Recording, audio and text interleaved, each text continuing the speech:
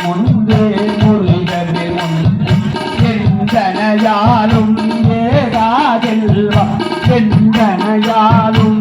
ஏகாதெல்வா மைந்தன் வேண்டும் மரமையில் உதவும் மைந்தன் வேண்டும் மரமையில் உதவும்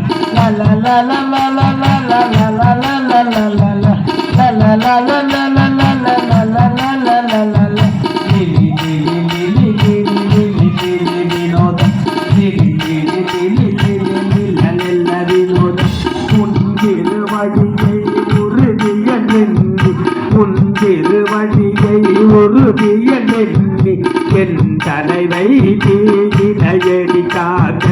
என் தலைவை தீயினையடி காக்க என்றைக்கு உயராம் இறைவன் காக்க என்றைக்கு உயராம் இறைவன்